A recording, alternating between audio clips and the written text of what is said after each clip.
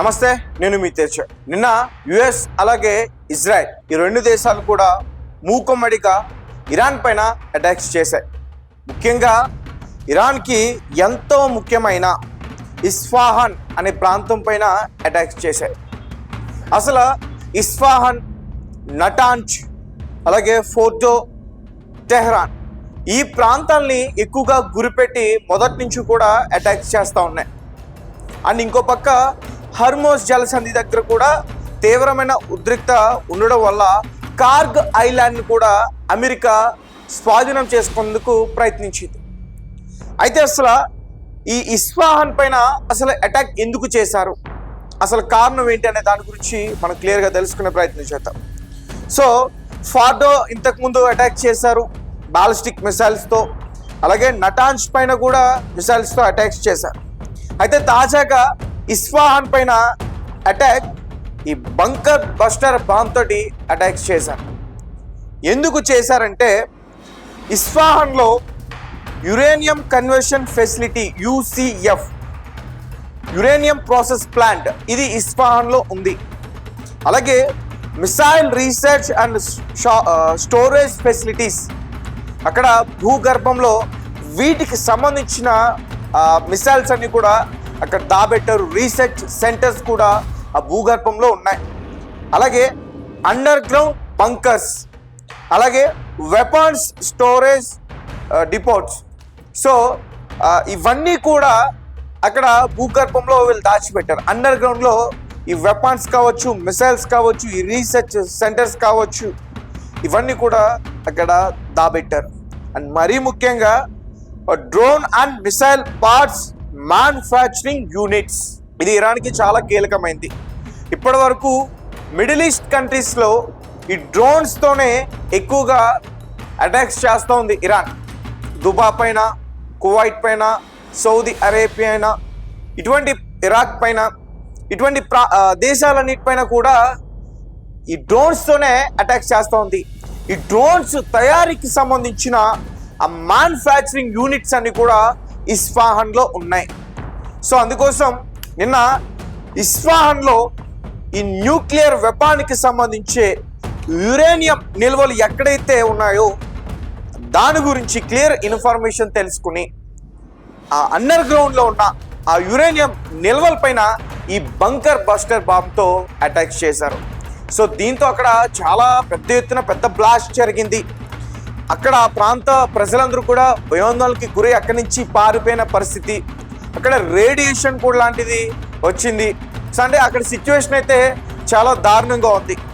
And ఇంకొక విషయం ఏంటంటే ఇస్ఫాహాన్ అనే ప్రాంతం చాలా ముఖ్యమైనది ఇరాన్కి. ఎందుకంటే 23 లక్షల మంది ప్రజలు అక్కడ ఉంటారు. అందులో సకానికి సగం అందరూ కూడా సైనికులే. అలాగే ముఖ్యంగా ఇస్ఫాహాన్లో ఇరాన్కి సంబంధించి ఎక్కువగా సైనిక స్థావరాలు ఉన్నాయి.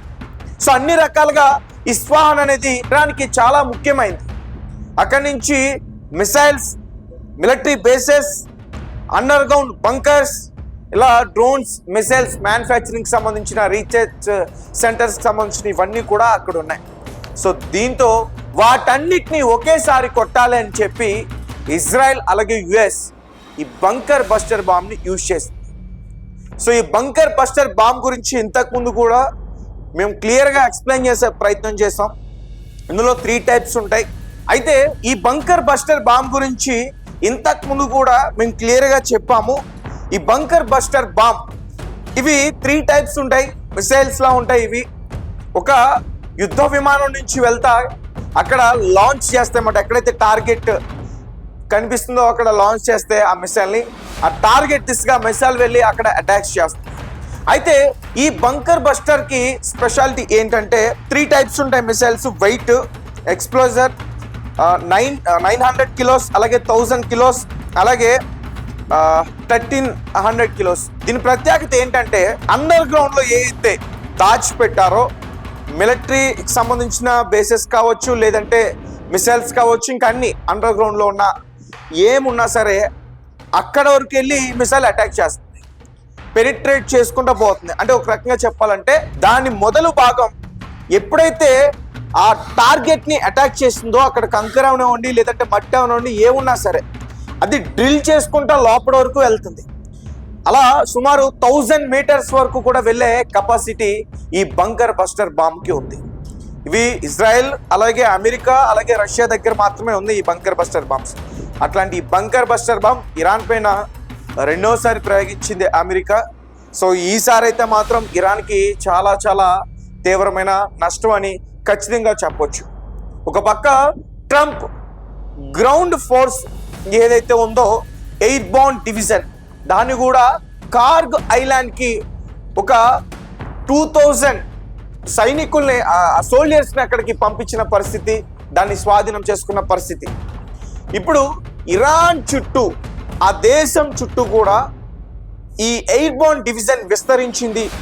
త్వరలో గ్రౌండ్ ఆపరేషన్ చేయబోతున్నారు, గ్రౌండ్ ఫోర్స్తో, భూతల దళాలతో అటాక్ చేయబోతున్నారు అనే వార్త కూడా ఇప్పుడు బయటికి వినిపిస్తోంది. ఏదేమైనప్పటికీ ఫోర్డో పైన అటాక్స్ చేశారు, దానివల్ల తీవ్రంగా నష్టం అయితే చూశారు. నటాంజ్ అలాగే ఇస్ఫహాన్, ఈ 3 ప్రాంతాలు కూడా అణుబాంబు తయారీకి సంబంధించిన యురేనియం కావచ్చు, ప్లూటోనియం కావచ్చు, ఆ నిల్వల్ని దాబెట్టి ఉంచిన ఆ పరిస్థితి అక్కడ ఉంది. మన ఆ భూగర్భంలో వాటిని దాచిపెట్టారు. సో ఇస్ఫహాన్ని కూడా అటాక్ చేశారు. ఏదైతే ఇరాన్ ఇన్ని రోజులు యుఎస్ అలాగే ఇజ్రాయెల్తో ఫైట్ చేస్తుందో, ముఖ్యంగా ఈ న్యూక్లియర్ వెపన్స్కి సంబంధించి యుద్ధం జరుగుతోంది. సో దాన్ని పూర్తిగా అయితే కోల్పోయారనే చెప్పాలి. సో ఇంకా ఇరాన్ ఎంత ఎదురు దాడి చేసినా ఇరాన్కి కలిసి వచ్చేది ఏం లేదు. అయితే ఇరాన్ ఏం కోరుకుంటుందంటే, ఇన్ని రోజులు ఇరాన్ పైన ఏదైతే యుఎస్ ఇజ్రాయెల్ అటాక్ చేశారో దానివల్ల ఇరాన్కి నష్టం కలిగింది, ఆ నష్ట పరిహారాన్ని ఇస్తే మేము శాంతి చర్చలకు వస్తామంటూ కూడా ఇరాన్ కూర్చుంది. ఇంకో పక్క యుఎస్ ఏం చెప్తుందంటే, హర్మోజ్ జలసంధి అది ఓపెన్ చేస్తే శాంతి చర్చలకు వస్తామని వీళ్ళు కూర్చున్నారు. ఈ 2 దేశాల మధ్య పాకిస్తాన్ కూడా నలిగిపోతుంది. పాకిస్తాన్ ఏమో మధ్యవర్తిత్వం వహించి శాంతి చర్చల కోసం మేమన్నీ సిద్ధం చేసాం, బట్ మమ్మల్ని మోసం చేస్తున్నారు, అఫీషియల్గా కాల్పులు విరామం చేసుకున్నా కానీ అన్అఫీషియల్గా అటాక్ చేసుకుంటున్నారు, మా వల్ల కాదని పాకిస్తాన్ కూడా చేతులెత్తేసిన పరిస్థితి. ఇంకో పక్క యుఎస్ కాల్పుల విరామం ప్రకటించింది, ఇజ్రాయెల్ కాదు అని ఇజ్రాయెల్ ఏమో ఇరాన్ పైన అటాక్ చేస్తున్నారు. సో ఏదేమైనప్పటికీ ఇరాన్కి చాలా చాలా నష్టం అయితే కలిగింది. ఇన్ని రోజులు చేసిన దాడి వల్ల ఎంతైతే నష్టం కలిగిందో దానికి మించిన దాడి ఈ బంకర్ బస్టర్ బాంబ్తో చేయడం వల్ల ఇంకా కలిగింది. ఇక ఇరాన్కి యుఎస్కి లొంగిపోవడం తప్ప వేరే మార్గం లేదు. ఎందుకంటే తర్వాత మళ్ళీ విద్యుత్ కేంద్రాలపైన అటాక్ చేసే పరిస్థితి ఉంటుంది. ఒకవేళ అదే జరిగితే, అలాగే డిసాలినేషన్ ప్లాంట్స్, ఈ వాటర్ ప్లాంట్స్, ఈ సముద్రపు నీరు ఏదైతే ఉంటుందో దాన్ని ప్యూరిఫై చేసి మంచినీరుగా మార్చే ఏదైతే ఉన్నాయో ప్లాంట్స్, వాటిపైన కూడా అటాక్స్ చేస్తే ఇరాన్కి ఖచ్చితంగా తీవ్రమైన నష్టం. దాహంతో ప్రజలు చనిపోయే అవకాశం ఉంటుంది, చీకటితో కూడా ప్రజలు చనిపోయే అవకాశం కూడా ఉంటుంది. అంటే మొత్తం కూడా అంధకారంలోకి వెళ్ళిపోతుంది ఇరాన్. కాబట్టి అంతవరకు తెచ్చుకోకుండా ఇరాన్ లొంగిపోతుంది అనేది అయితే మాత్రం ఖచ్చితంగా కనిపిస్తుంది.